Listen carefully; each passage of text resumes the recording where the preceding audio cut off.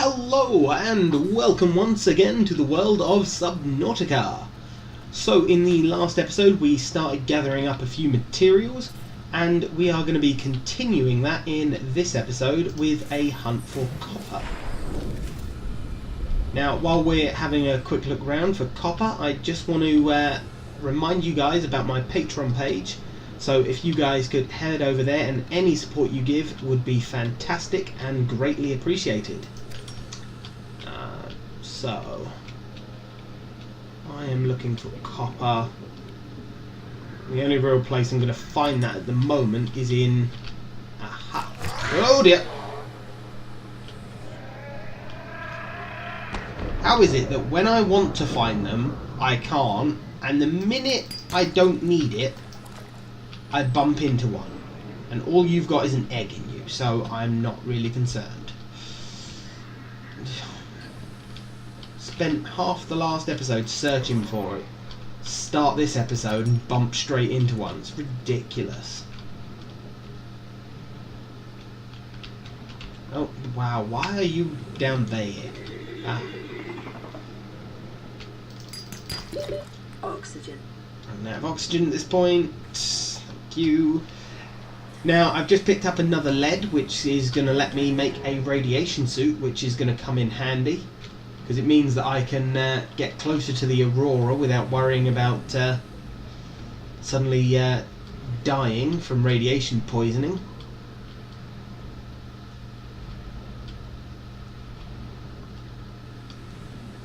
There's a couple of nodes that I am after. Ooh, there's another one. Haha, copper! Perfect. Well, I'm going to check these ones as well, because the more copper I find, the more I will be able to build in one go.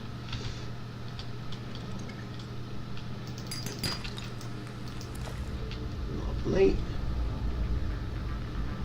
You as well, may as well. Okay. And we will head back for the life pod.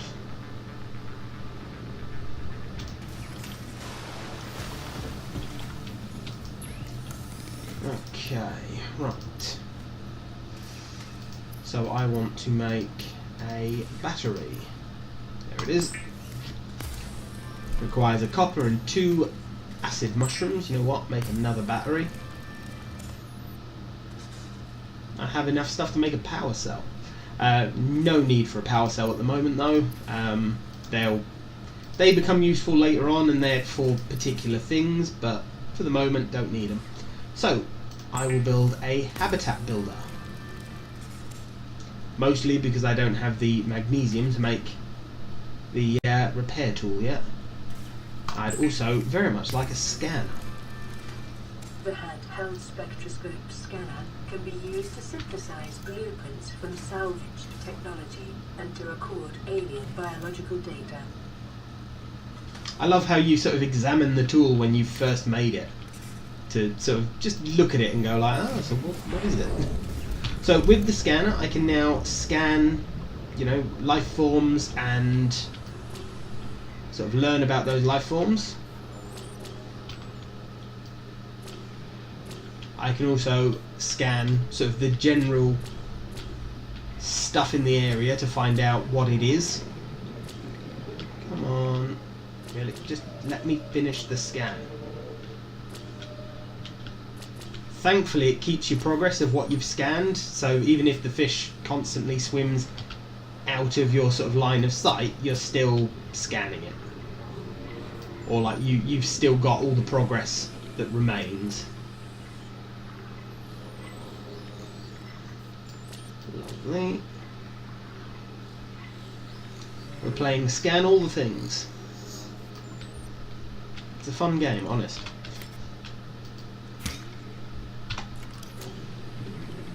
So basically anything you can pick up, you can scan it, and it will then give you sort of this page that tells you about it. Sometimes scanning stuff will give you a nice picture, so you can see exactly what it is, and it'll also tell you if it's useful or not and what it's useful for. So this one tells you that you can use it in battery fabrication. So it's a good way of finding out things and what things are useful for. So this is sort of wreckage from the Aurora, and it tells you that it's useful for making titanium. A couple more logs, they can go away. We just grabbed quite a few things. Right, now let's have a look at the base builder, or the habitat builder tool. So by holding it in your hand and right clicking, it brings up this menu, and in this you can see all the different things you can build. So at the moment I can build foundations, compartments, all different types of compartments, glass compartments, vertical connectors, hatches, windows and reinforcements. I might not have all of the ingredients to build these, but you've also got the solar panels and the base attached air pumps, ladders, all the sort of things that are in the survival pod. So we've got the fabricator, we've got a communications relay, we've got a medical kit fabricator, you've also got lockers, wall lockers and an aquarium. And signs, because what base would be complete without some signs? But I want to build a foundation close to this area. And the reason I want it close to this area is because I want to use thermal power later on. And so by building it here and now, I sort of set myself up so I won't lose that thing later on. So I'll remember where it is, and then I can actually use that to power my base later on.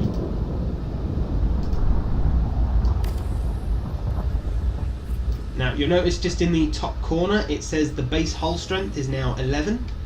You always want your base hull strength to be a positive number. If it's ever a negative number or 0, your base will start to flood and slowly destroy itself. So, you know, there are ways to increase your base health. They include putting down the foundation and putting in reinforcements. Now, the reinforcements require lithium, but they increase your hull points by 7. These only increase it by 2, and these reduce it by 1.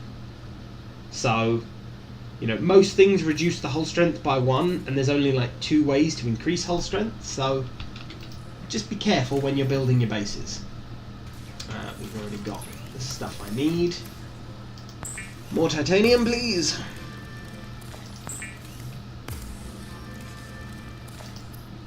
And I want 2 pieces of glass.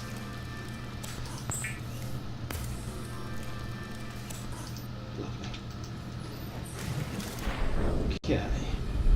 Now you notice my base isn't giving off a indicator symbol like that. If I want it to, I've got to build a particular thing there. But now we have an airlock. Emergency power only. Oxygen production offline. So because we have no power and no power generation, we're still using our oxygen up from our oxygen tanks. But if I provide power, like say from a solar panel,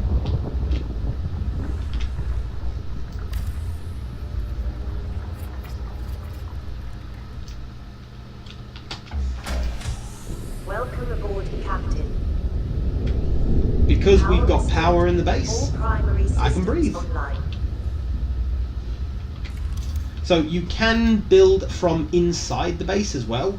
So if you do it right, you can expand your base from the inside without having to go outside, which I think is awesome. So we're just going to have this T-junction for the minute with a couple of lockers around. Well, it's not a T, it's an X.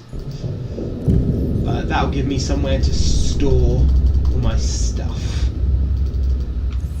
And we'll go back to the life pod and we'll grab what's left. Now, the life pod can actually move. Until you've repaired it, it sometimes slowly starts to drift around. So That's one of the reasons you should try and repair your life pod as soon as possible to stop it moving. But again, considering we don't actually have the material I need to stop it moving, or to repair it, we don't really have a choice in that matter yet.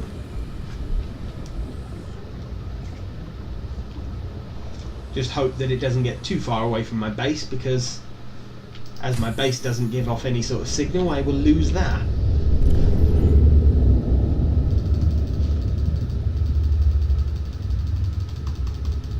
Right.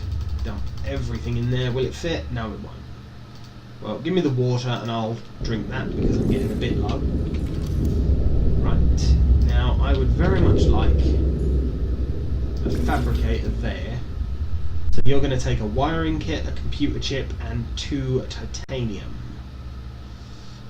So I'm going to need, for a computer chip, I'm going to need 2 of the coral samples, and a couple of copper, and also a gold. So I don't have any copper, gold, or anything like that. Damn it. Okay. Well, we'll worry about that in a minute. We will go around and look for gold again soon.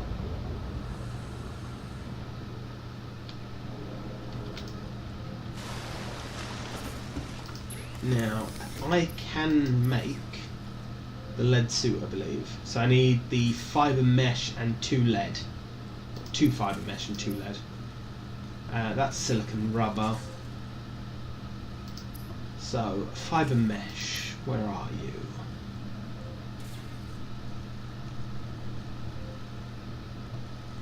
Seriously, where are you? Oh, I don't have it yet. I don't have it unlocked yet because to unlock it, I need to knife a plant. So sometimes when you pick up a certain item, it will unlock new recipes. So in this case, I don't know about fibre mesh because I've not yet cut a creepvine plant, which is one of these. Blueprint acquired. And while we're at it, may as well scan it. So you probably heard sort of my computer say new blueprint acquired. That's because I've cut a creepvine while we're swimming along. So we've now learnt how to make the dive reel, the rebreather, and fibre mesh.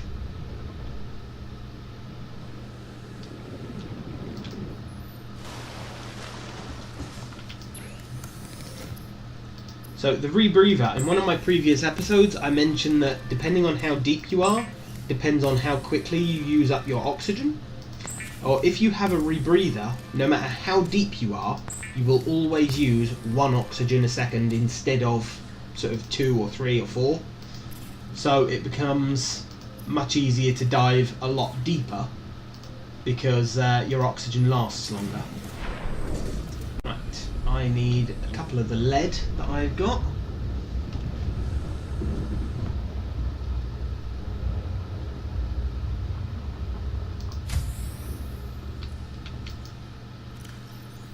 Thank you. Oh. Hit escape rather than... Okay. So, creepvine. Oh yes, that's something else with the creepvine. It is edible. So, if you find yourself stuck with no food, you can always just cut some creepvine to eat. Be careful, it does rot very quickly, and if you eat rotting food, that ends up reducing your overall health and water level, so just be careful. Okay, so I've just got a full radiation suit. So that includes gloves and a helmet. So, excellent. So it doesn't matter now how close I get to the aurora. I won't get sick with radiation. Lovely.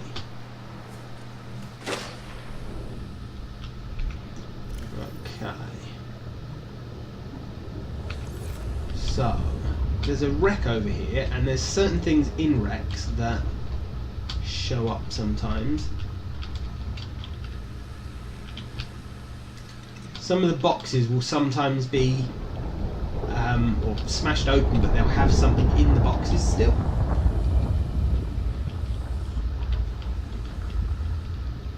No, nothing this time. Ah well, probably because it's too close to my starting sort of place. But when you look around, you can find blueprints, and now I have the scanner, I can scan those blueprints to learn how to make those items.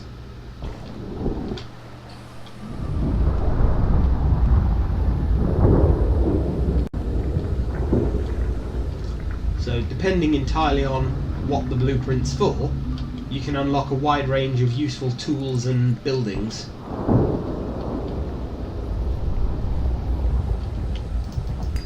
You know what, we will scan you because I've not scanned you yet.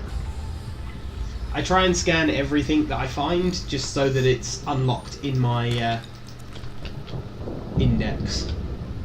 Now when you smack a piece of stone like that, if you're holding a tool, it will break in one hit. If you're not, then you have to hit it like 3 times. So sometimes it's worth just getting a tool out to whack it one.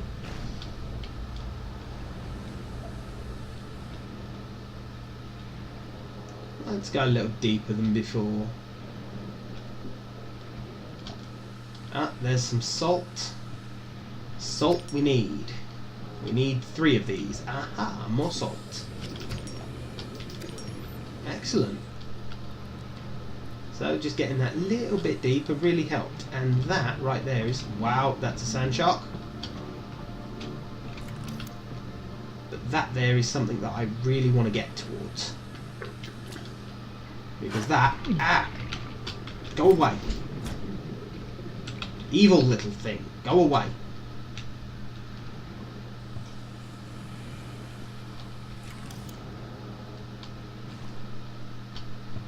Right. We're going back down there and we are scanning that. Oh, it's getting dark. That makes things harder. Come on. Got it. So we have just unlocked the first out of 3 Seamoth parts. So scanning something once doesn't always unlock the item for you.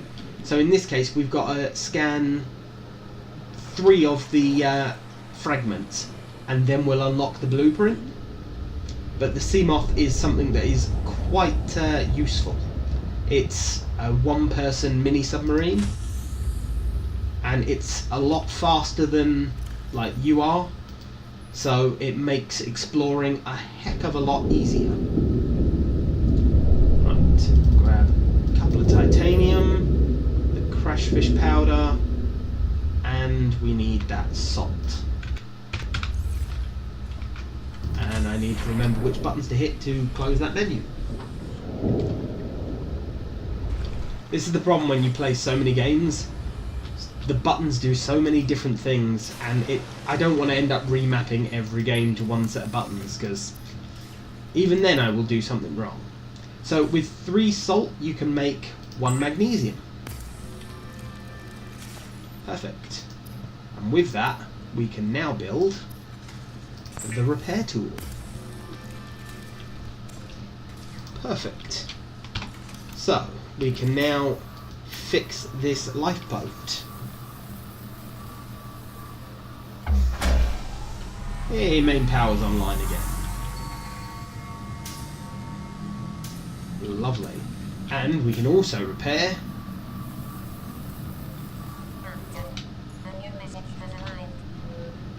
So we've just repaired our communications relay. Playing message. This is an automated bounce back from the Aurora mining vessel. Your distress signal has been received.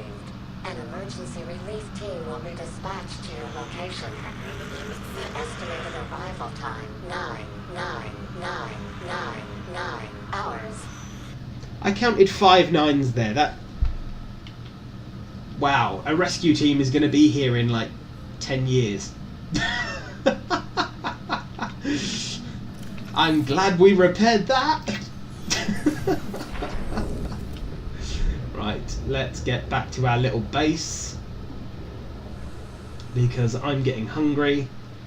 So I'm just going to eat a piece of food and water from in Welcome here. aboard, Captain. Why, thank you. I like being captain. And we will drop off these materials in here. But I'm going to leave the episode off here, guys. So please let me know if you're enjoying this series. Let me know if you want me to continue it. I will probably do 1 or 2 more episodes of it. And depending on sort of the views and stuff like that, I'll decide whether to continue it. But please like, comment and subscribe, and I will see you next time.